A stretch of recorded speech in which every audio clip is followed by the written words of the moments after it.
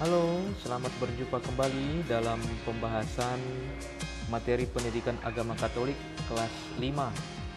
Nah, kali ini saya akan membahas tentang Ester. Di sini judul materi pokoknya adalah Ester perempuan pemberani. Nah, dari dalam pembahasan ini adalah materi KD 3.3 untuk materi pendidikan agama Katolik di semester ganjil atau semester Natal, begitu. Nah, jadi pembahasan ini akan kita khususkan tentang Ester. Nanti akan kita bahas, kita kupas melalui kitab suci, kitab Ester. Mari kita simak pembahasannya. Tujuan pembelajaran minimal yang mau dicapai dalam materi Ester perempuan pemberani ini, saya membuatnya ada 3.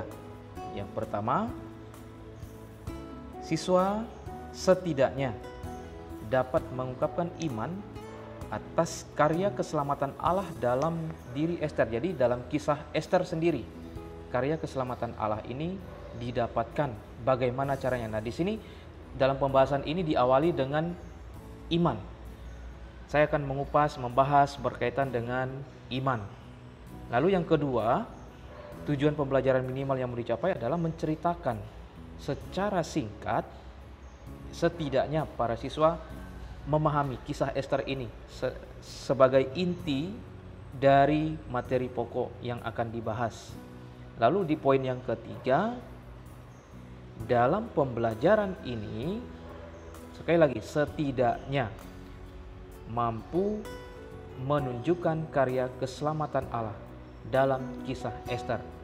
Bentuk keselamatan apa yang akan Allah tunjukkan dalam kisah-kisah, dalam cerita-cerita yang akan ditunjukkan dalam kitab Ester ini.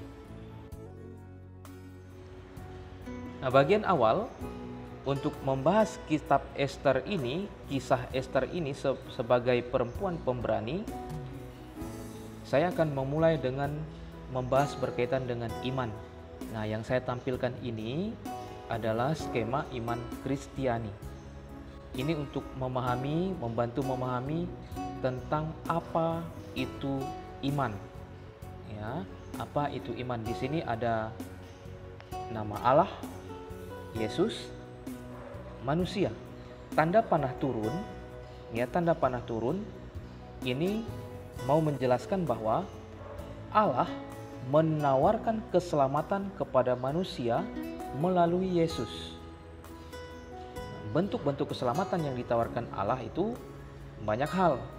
Manusia diberi kesempatan untuk hidup setiap hari. Kita setiap hari diberikan kesempatan untuk menikmati indahnya alam, kehidupan setiap hari, kebahagiaan.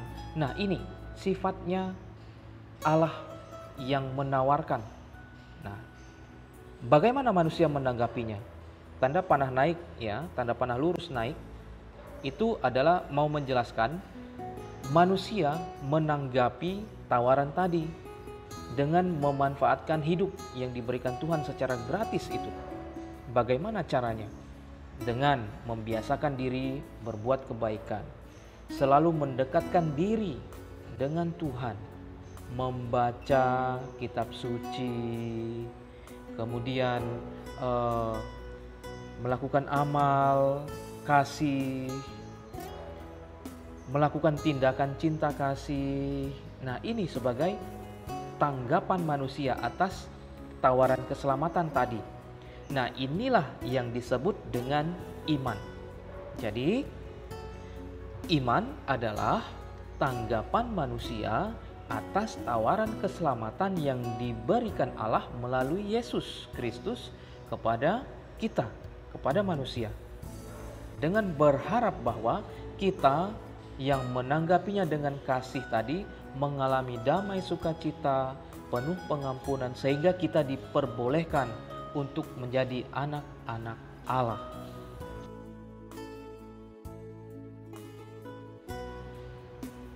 Beriman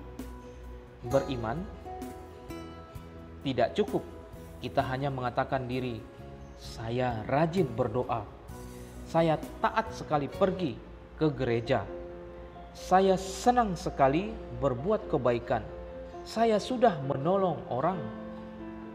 Kalau sebatas masih diucapkan, berarti belum ada tindakannya. Nah, beriman mesti diimbangi dengan perbuatan. Santo Paulus saja mengingatkan kita, iman tanpa perbuatan pada hakikatnya itu mati. Nah, di sini saya menambahkan penjelasan. Beriman semestinya disertai juga dengan berakal dan berilmu. Apa maksudnya? Berakal artinya kita menandai diri kita dengan kebijaksanaan, menyertakan kebijaksanaan dalam hidup kita. Bisa membedakan mana yang baik, mana yang tidak baik. Nah, ini kebijaksanaan. Kemudian berilmu. Di masa modern sekarang ini, setelah kita bisa membedakan mana yang baik dan mana yang tidak baik, tentu kita juga dituntut untuk selalu mengupdate diri dengan informasi-informasi terbaru. Ya, banyak cara orang untuk memberikan hal-hal baik kepada kita. Namun banyak cara juga informasi-informasi itu kadang menyesatkan kita. Nah, dengan ilmu pengetahuan yang kita dapat, ya, semestinya kita dapat menyeimbangkan antara iman, akal, dan ilmu. Ya. Jadi di sini dilengkapi, beriman saja tidak cukup. Ya, beriman saja tidak cukup, mesti disertai dengan kebijaksanaan dan disertai juga pengembangan ilmu yang sudah kita dapatkan, baik itu di bangku sekolah maupun yang kita pelajari secara mandiri. Beriman, berakal, dan berilmu.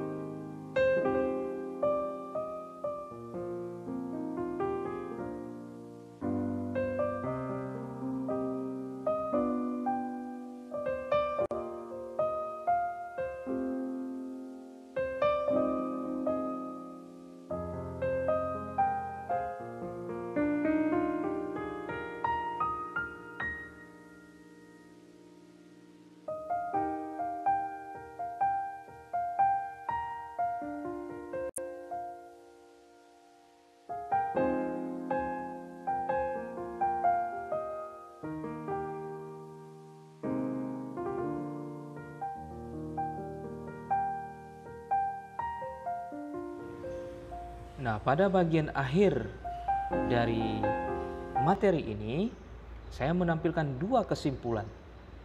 Esther disebut sebagai perempuan pemberani karena dia berani berjuang menyelamatkan bangsanya dengan resiko apapun yang akan dia tanggung, bahkan dibunuh sekalipun, demi bangsanya. Kemudian, poin kedua, dengan bantuan Mordekai, perjuangan Esther akhirnya berhasil.